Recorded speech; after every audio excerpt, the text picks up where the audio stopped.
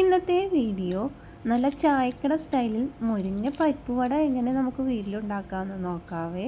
വളരെ ടേസ്റ്റിയാണ്, അതുപോലെ നല്ല ക്രിസ്പി ആയിട്ടുള്ള പരിപ്പ് വടയാണ് ഇത്. ചായയുടെ കൂടെ നല്ല മുരിഞ്ഞ പരിപ്പ് വട ഒരിക്കലും മടുക്കാത്ത ഒരു കോമ്പിനേഷനാണ്. ഹോട്ടലൊക്കെ കിട്ടുന്ന അതേ ക്രിസ്പിനെസ്സിൽ അധികം എണ്ണ കുടിക്കാത്ത പരിപ്പ് വട എങ്ങനെ വീട്ടിൽ തയ്യാറാക്കാമെന്ന് നോക്കാവേ. ഇതിനായിട്ട് ഞാൻ എടുത്തേക്കുന്നത് കടലപ്പരിപ്പാണ് എടുത്തേക്കുന്നത്. സാധാരണ പരിപ്പ് വടയ്ക്ക് ഉപയോഗിക്കുന്നത് കടലപ്പരിപ്പാണ് ഉപയോഗിക്കുന്നത്. ഇത് വടയ്ക്ക് നല്ലൊരു ക്രിസ്പിയും ടേസ്റ്റും ഒക്കെ നൽകുന്നതാണ് ഈ കടലപ്പരിപ്പ്. അതുപോലെ തന്നെ കടലപ്പരിപ്പ് ഇല്ലാത്തവർക്ക് തുവരപ്പരിപ്പിൽ നമുക്ക് ഈയുടെ വട തയ്യാറാക്കാവുന്നതാണ്.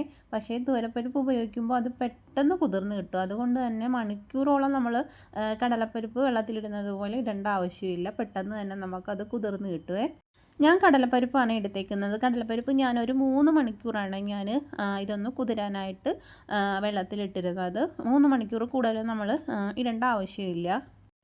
ഇതിപ്പോൾ നല്ല രീതിയിൽ കുതിർന്ന് കിട്ടിയിട്ടുണ്ട്. ചിലർ ഈ പറഞ്ഞ പോലെ കടലപ്പരിപ്പ് അല്ലാതെ മഞ്ഞപ്പരിപ്പും ഉപയോഗിക്കാറുണ്ട്. ഈ സാമ്പാർ പരിപ്പ് എന്നൊക്കെ പറയും, അതും ഉപയോഗിക്കാറുണ്ട്. അതാകുമ്പോൾ വടയ്ക്ക് നല്ല ക്രിസ്പി കിട്ടത്തില്ല, സോഫ്റ്റായി പോവുകയും ചെയ്യുവേ. ചായക്കട സ്റ്റൈലിൽ നല്ല ക്രിസ്പിയിൽ തന്നെ കിട്ടണമെങ്കിൽ കടലപ്പരിപ്പിൽ തന്നെ വട ഉപയോഗിക്കുന്നതായിരിക്കും നല്ലത്. ഇനി നമുക്കിതാ വെള്ളം ഒട്ടും ഇല്ലാത്ത രീതിയിൽ നമുക്ക് കടലപ്പരിപ്പ് ഒന്ന് മാറ്റി വെക്കണം. ഇതിൽ നിന്ന് നമുക്കൊരു 2-3 സ്പൂൺ ഒന്ന് മാറ്റി വെക്കുക ഒരു ബൗളിലേക്ക്. ഞാനിപ്പോൾ ഒരു 3 സ്പൂണ് കടലപ്പരിപ്പ് എടുത്ത് മാറ്റി വെച്ചിട്ടുണ്ട്. ഇത് നമ്മളിതൊന്ന് അരച്ചെടുക്കണം. അത് നമ്മൾ നല്ല രീതിയിൽ വെള്ളം ഒരു തുള്ളി പോലും ഇല്ലാതെ വേണം നമ്മളിതൊന്ന് അരച്ചെടുക്കാനായിട്ട്. നമ്മൾ 3 സ്പൂണ് ഒരു ബൗളിലിട്ടതൊന്ന് മാറ്റി വെച്ചിട്ട് ബാക്കി വന്ന കടലപ്പരിപ്പ് നമ്മൾ ഒരു മിക്സിയുടെ ജാറിലേക്ക് ഇട്ട് കൊടുത്ത് അതൊന്ന് അരച്ചെടുക്കാം. ഒട്ടും വെള്ളം പാടില്ല. ഇനി ഞാൻ ഒരു മിക്സിയുടെ ജാറിലേക്ക് ഇട്ട് കൊടുക്കുന്നുണ്ട്. നമ്മളിത് അരച്ചെടുക്കുമ്പോൾ നല്ല രീതിയിൽ അരഞ്ഞു പോകരുത്.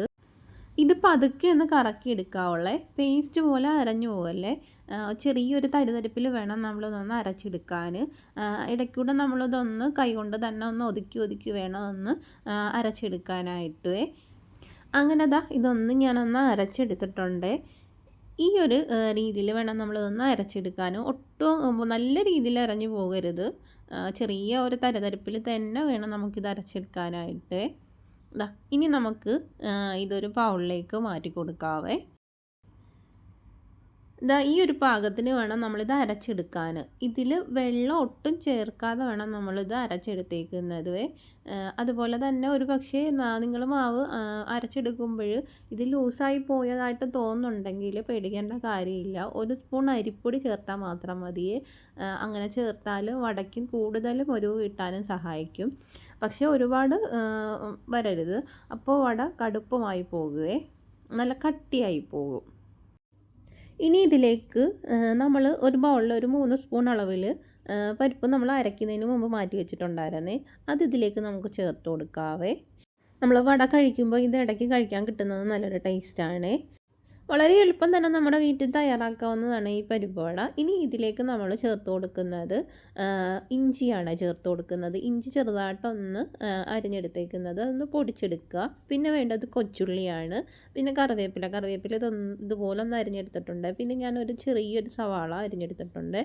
കൊച്ചുള്ളി മാത്രമായിട്ട് ചേർക്കുകയാണെങ്കിൽ അത്രയും നല്ലതായിരിക്കും. കൊച്ചുള്ളി നല്ലൊരു മണമായിരിക്കും കൊച്ചുള്ളി ഒത്തിരി ചേർത്ത് കൊടുത്താൽ. ഞാൻ പിന്നെ കൊച്ചുള്ളി കുറച്ചാണ് ചേർത്ത് കൊടുത്തേക്കുന്നത്. ഒരു ചെറിയൊരു സവാള ഉള്ളിയും കൂടെ അരിഞ്ഞത് ചേർത്ത് കൊടുത്തിട്ടുണ്ട്. കൊച്ചുള്ളി മാത്രം ചേർത്ത് കൊടുക്കുന്നതാണെങ്കിൽ നമ്മുടെ പരിപ്പോടിക്ക് നല്ലൊരു ടേസ്റ്റ് ആയിരിക്കും. പിന്നെ കറിവേപ്പില ഇതേ രീതിയിലൊന്ന് അരിഞ്ഞ് ചേർത്ത് കൊടുക്കുക. സവാള ഉള്ളി ചേർക്കുന്നതിനേക്കാളും രുചി എപ്പോഴും ചെറിയ ഉള്ളി തന്നെയാണ്. ഇനി ഇതിലേക്ക് നമുക്ക് പച്ചമുളക് ചേർത്ത് കൊടുക്കാവേ. എരിവിന് ആവശ്യമായിട്ട് പച്ചമുളക് ചേർത്ത് കൊടുക്കാം. ഞാനിതിലേക്ക് ഒരു 3 പച്ചമുളകാണ് എരിഞ്ഞ് ചേർത്ത് കൊടുക്കുന്നത്. നിങ്ങൾക്ക് 1 മതിയെങ്കിൽ 1 പച്ചമുളക് ചേർത്ത് കൊടുക്കാം. നമ്മുടെ എരിവിന് ആവശ്യാനുസരണം നമുക്ക് പച്ചമുളക് ചേർത്ത് കൊടുക്കാം. ഞാനൊരു 3 പച്ചമുളക് ഇതിലേക്ക് ചേർത്ത് കൊടുത്തിട്ടുണ്ട്. ഇനി ഇതിലേക്ക് നമുക്ക് പൊടികൾ ചേർത്ത് കൊടുക്കാവേ. 1 സ്പൂൺ അളവിൽ ഞാൻ ചില്ലി ഫ്ലെക്സ് ആണ് ചേർത്ത് കൊടുത്തേക്കുന്നത്. ചില്ലി ഫ്ലെക്സ് ഇല്ലെന്നുണ്ടെങ്കിൽ നമുക്ക് കാശ്മീരി മുളക് പൊടി ചേർത്ത് കൊടുത്താൽ മതി. അതൊരു 1/4 ടീസ്പൂണൊക്കെ ചേർത്ത് കൊടുത്താൽ മതിയേ. പിന്നെ വലിയ ജീരകമാണ് ചേർത്ത് കൊടുത്തേക്കുന്നത്, പെരിഞ്ജീരകമാണ്. അതൊരു 1/2 സ്പൂണൊക്കെ ചേർത്ത് കൊടുക്കാം. അത് നല്ലൊരു ടേസ്റ്റാണ് നമുക്ക് ജീരകമൊക്കെ ചേർത്ത് കൊടുക്കുന്നത്. പിന്നെ ചേർത്ത് കൊടുക്കുന്നത് കായപ്പൊടിയാണ് ചേർത്ത് കൊടുക്കുന്നത്. ഈ ഒരു പരിപ്പുവടയിൽ നമ്മൾ കായപ്പൊടിയും ജീരകവും ചേർത്ത് കൊടുക്കുന്നത് നല്ലതാണ്. എന്തെന്ന് വെച്ചാൽ നമുക്ക് ദഹനത്തിന് നല്ലതാണ് ഈ കായപ്പൊടിയും പെരുംജീരകവും ഒക്കെ ചേർത്ത് കൊടുക്കുന്നത്. അതുപോലെ തന്നെ വടയ്ക്ക് ഒരു പ്രത്യേക മണവുമായിരിക്കും. പിന്നെ ഇതിലേക്ക് ആവശ്യത്തിന് ഉപ്പും ചേർത്ത് കൊടുത്ത് നല്ല രീതിയിൽ നമുക്കിത് കൈകൊണ്ട് തന്നെ ഇത് കുഴച്ചെടുക്കണം. ആ ഒരു ഉള്ളിയും ഒക്കെ ഈ ഒരു പരിപ്പിൻ്റെ അകത്ത് പിടിക്കുന്ന രീതിയിൽ നല്ല രീതിയിൽ തന്നെ കൈകൊണ്ട് ഉടച്ച് തന്നെ അതിൽ ചേർത്ത് കൊടുക്കണവേ. അങ്ങനെ ഞാൻ ഇതേ രീതിയിലൊന്ന് മിക്സ് ചെയ്തെടുത്തിട്ടുണ്ട്. ഉപ്പും എല്ലാം എല്ലായിടവും പിടിക്കുന്ന രീതിയിൽ നമ്മളിതൊന്ന് നല്ല രീതിയിൽ തന്നെ കൈകൊണ്ട് കുറച്ച് നേരം നമ്മൾ ഇതേ രീതിയിലൊന്ന് കുഴച്ച് കൊടുക്കണം. നല്ല രീതിയിൽ കുഴച്ചെടുത്തിട്ടുണ്ട്. ഇനി നമുക്ക് ഇതേപോലെ കുറച്ചെടുത്ത് ഒരു ബോൾ പോലെ നമുക്ക് ഇങ്ങനെ പിടിച്ചെടുക്കാം. ഈ ഒരു പരുവത്തിൽ വേണം നമ്മളിതൊന്ന് പിടിച്ചെടുക്കാനായിട്ട്. അങ്ങനെ നമുക്ക് അതേ രീതിയിൽ മാവ് നമുക്ക് എല്ലാം ഇതേ രീതിയിലൊരു ബോൾ പോലെ നമുക്ക് പിടിച്ച് മാറ്റി വെക്കാം. നമ്മൾ ആ ഒരു ബോളിൻ്റെ ഷേപ്പിൽ അങ്ങനെ പിടിച്ച് മാറ്റി വെച്ചതിന് ശേഷം നമ്മൾ എണ്ണയിലോട്ട് ഇടുന്ന സമയത്ത് നമുക്ക് പരിപ്പ് വടയുടെ ആ ഒരു ഷേപ്പിൽ പരത്തി ഇട്ട് കൊടുത്താൽ മതി. ഇങ്ങനെ ചെയ്യുമ്പോൾ നമുക്ക് എളുപ്പമായിരിക്കും ചെയ്തെടുക്കാനുവേ. ഇതിൻ്റെ കൂടെ നമുക്ക് തട്ടുകടയിലൊക്കെ ചെല്ലുമ്പോൾ നമുക്ക് ചമ്മന്തിയൊക്കെ തരാറുണ്ടല്ലോ പരിപ്പുവടയുടെ കൂടെ. അതുപോലെ തന്നെ നമുക്ക് ഇതിൻ്റെ കൂടെ ചമ്മന്തിയും കൂട്ടി കഴിക്കാൻ നല്ലൊരു ടേസ്റ്റാണ്. കട്ടൻ ചായയും പരിപ്പുവടയും തേങ്ങാ ചമ്മന്തി ഉണ്ടല്ലോ, അതിൻ്റെ കൂടെ കഴിക്കാൻ നല്ല ടേസ്റ്റാണ് ഇത്. ചിലയിടങ്ങളിലൊക്കെ നമ്മൾ ചെല്ലുമ്പോൾ ഇഞ്ചി ചമ്മന്തി കിട്ടും. അതുപോലെ തന്നെ ഉള്ളി ചമ്മന്തിയൊക്കെ ഉണ്ടല്ലോ, അതും ഇതിൻ്റെ കൂടെ കഴിക്കാൻ നല്ല ടേസ്റ്റാണ്. അങ്ങനെ നമ്മൾ ഇതേ രീതിയിലെല്ലാം ഒന്ന് ബോൾ പിടിച്ചെടുത്തിട്ടുണ്ട്. ഈ രീതിയിൽ പിടിച്ചിട്ട് നമ്മൾ ഓയിലോട്ട് ഇടുന്ന സമയത്ത് മാത്രം നമുക്ക് ആ ഒരു ഷേപ്പിൽ പരത്തി ഇട്ട് കൊടുത്താൽ മതിയേ. അങ്ങനെ എല്ലാം ഈ ഒരു ഷേപ്പിൽ നമ്മൾ എടുത്തിട്ടുണ്ട്. ഇനി നമുക്കൊരു പാനിലേക്ക് എണ്ണ ഒഴിച്ചു കൊടുത്താൽ എണ്ണ ഒന്ന് ചൂടായതിന് ശേഷം നല്ല രീതിയിൽ ഓയിലൊന്ന് ചൂടായതിന് ശേഷം ഇതുപോലെ നമ്മളൊരു ഇച്ചിരി ഒന്ന് ഇട്ട് കൊടുത്ത് നോക്കുക. അന്നേരം ഇതുപോലെ നല്ല രീതിയിൽ മുകളിലോട്ട് പൊങ്ങി വരും. എന്നിട്ട് ഇതുപോലെ ഒരു കയ്യിൽ ഇച്ചിരി വെള്ളം തടകിയിട്ട് ഇത് നമ്മുടെ കൈയുടെ വെള്ളയിൽ തന്നെ വെച്ച് ഇങ്ങനെ ഒന്ന് പ്രസ് ചെയ്ത് കൊടുത്താൽ മാത്രം മതി. അതുപോലെ തന്നെ വട തട്ടുമ്പോൾ ഒരുപാട് കട്ടിയിൽ നമ്മൾ ഇതേ രീതിയിൽ പരത്തി എടുക്കരുത്. നടുഭാഗം അല്പം കുഴിഞ്ഞ രീതിയിൽ അങ്ങനെ ഇരുന്നാൽ ഉള്ളിൽ നല്ല രീതിയിൽ നമുക്ക് വെന്ത് കിട്ടുകയും ചെയ്യുവേ. അതേ രീതിയിൽ നമുക്ക് എല്ലാം അങ്ങനെ ചെയ്യാവേ. നമ്മുടെ കയ്യിൽ കുറച്ച് വെള്ളം തടകിയതിന് ശേഷം മാവെടുത്ത് കയ്യിൽ ഇതുപോലെ ഒന്ന് പ്രസ് ചെയ്ത് കൊടുത്താൽ മതി. എന്നിട്ട് സൈഡൊന്ന് നമ്മളൊന്ന് പരത്തി കൊടുത്താൽ നല്ല രീതിയിൽ തന്നെ നമുക്കതും സൈഡൊക്കെ ഒന്ന് മൊരിഞ്ഞും കിട്ടും, ഉള്ളിൽ നല്ല രീതിയിൽ തന്നെ വെന്തും കിട്ടും. ഇതേ രീതിയിൽ നമ്മളും ഇട്ട് കൊടുത്താൽ മതി. പെതുക്കെ വേണം നമ്മൾ ഇട്ട് കൊടുക്കാൻ. അതുപോലെ തന്നെ ലോ ഫ്ലെയിമിൽ വേണം ഇത് കുക്ക് ചെയ്യാൻ. ഓയിൽ നല്ല രീതിയിൽ ചൂടായതിന് ശേഷം ഫ്ലെയിം കുറച്ച് വെച്ച് വേണം നമ്മൾ ഇതേപോലെ ഓയിൽ ഇട്ട് കൊടുക്കാനായിട്ട്. ഇല്ലെന്നുണ്ടെങ്കിൽ പുറഭാഗം കരിഞ്ഞു പോകും, ഉള്ളിൽ വെന്ത് കിട്ടത്തില്ലേ. അതുപോലെ തന്നെ നമ്മൾ ഓയിലോട്ട് ഇടുമ്പോൾ ഓയിലിൻ്റെ ചൂട് നോക്കി തന്നെ ഇട്ട് കൊടുക്കണം. ഇല്ലെന്നുണ്ടെങ്കിൽ നമ്മൾ വട ഇതുപോലെ ഇട്ട് കൊടുക്കുമ്പോൾ ആ ഓയിൽ മൊത്തം ഇത് പരന്നു പോവുകയെ. അന്നേരം നല്ല ചൂടായതിന് ശേഷം മാത്രമേ നമ്മൾ ഓയിലോട്ട് ഇട്ട് കൊടുക്കാവുള്ളൂ. അങ്ങനെ ഓരോന്നും ഞാൻ ഇതേ രീതിയിൽ ചെയ്ത് ഇട്ട് കൊടുക്കുന്നുണ്ട്. ഒരു പാടുമില്ലാതെ തന്നെ നമുക്ക് എളുപ്പം ചെയ്തെടുക്കാൻ പറ്റുന്ന നല്ലൊരു സ്നാക്കാണ് ഈ പരിപ്പ് വട. അതും എല്ലാവർക്കും ഇഷ്ടപ്പെടുന്ന ഒരു സ്നാക്കാണ് ഈ പരിപ്പ് വട. ചിലർ ഈ പരിപ്പ് വടയിൽ ജീരകം ചേർത്ത് കൊടുക്കാറില്ലേ, പെരുംജീരകം, വലിയ ജീരകം ചേർത്ത് കൊടുക്കുന്നത് നല്ലതാണ്. അത് നമ്മുടെ ദഹനത്തിനൊക്കെ നല്ലതാണ്.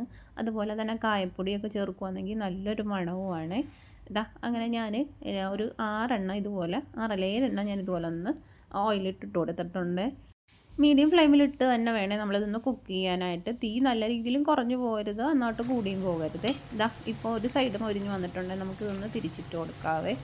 ഇതേ രീതിയിൽ 2 സൈഡും നമ്മളിതൊന്ന് ഫ്രൈ ചെയ്ത് തന്നെ എടുക്കണം.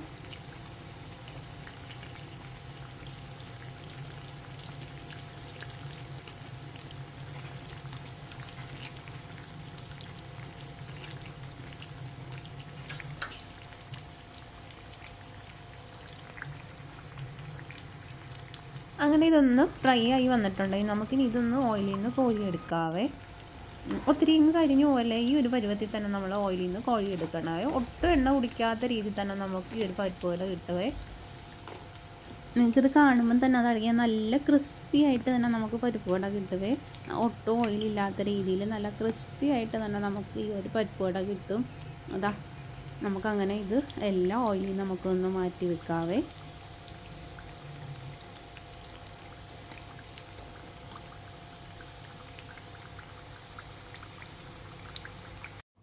അങ്ങനെ എല്ലാം നമ്മളൊന്ന് ഫ്രൈ ചെയ്തെടുത്തിട്ടുണ്ട്. നമ്മുടെ പരിപ്പ് വട ഇവിടെ റെഡി ആയിട്ടുണ്ട്. എല്ലാം ഞാനൊരു പാത്രത്തിലേക്ക് എടുത്തിട്ടുണ്ട്. നിങ്ങൾക്ക് കാണുമ്പോൾ അറിയാം. എല്ലാവരും ഇതേ രീതിയിലൊന്ന് ട്രൈ ചെയ്ത് നോക്കുക. എല്ലാവർക്കും ഇഷ്ടപ്പെടുന്നതാണ്. അത് നല്ല ക്രിസ്പി ആയിട്ട് തന്നെ നമുക്ക് ഈ ഒരു പരിപ്പ് വട നമുക്ക് കിട്ടിയിട്ടുണ്ട്. അതുപോലെ തന്നെ നമ്മൾ ഈ വട ഉണ്ടാക്കിയ ഉടനെ തന്നെ നമ്മളൊരു പാത്രത്തിലേക്ക് അടച്ച് വെക്കരുത്. അപ്പോൾ അതിൻ്റെ മുരിവൊക്കെ പോയി ഇത് നല്ല പതുപ്പായി പോവേ. ഒരു ടിഷ്യൂ പേപ്പറിലൊക്കെ അല്ലെങ്കിൽ ഒരു ഓട്ടയുള്ള പാത്രത്തിൽ മാറ്റി വെച്ചാൽ ആ എണ്ണയെല്ലാം പോയി കിട്ടുവേ. വട നല്ല ക്രിസ്പി ആയിട്ടിരിക്കും. ഈ ചൂടോടുകൂടി തന്നെ നമ്മളൊരു പാത്രത്തിൽ അടച്ച് വെക്കുകയാണെങ്കിൽ ആ ഒരു ക്രിസ്പി അങ്ങ് പോകും. ഈ രീതിയിൽ നിങ്ങളെല്ലാവരും ഒന്ന് ട്രൈ ചെയ്ത് നോക്കുക. വീഡിയോ ഇഷ്ടമായാൽ ലൈക്ക് ചെയ്യാനും ചാനലൊന്ന് സബ്സ്ക്രൈബ് ചെയ്യാനും മറക്കല്ലേ. അടുത്ത നല്ലൊരു വീഡിയോയിൽ കാണാം.